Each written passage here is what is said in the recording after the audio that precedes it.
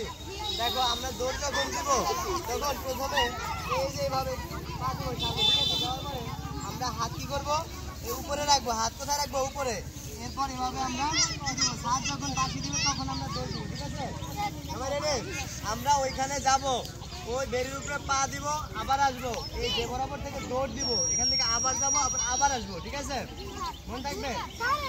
একবার যাবো, আসবো, আবার যাবো, তিনবার।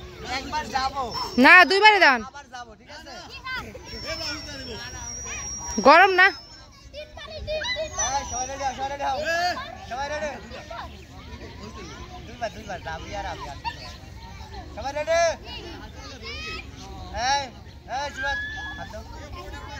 পিছনে হাত দাও। সবাই রেডি।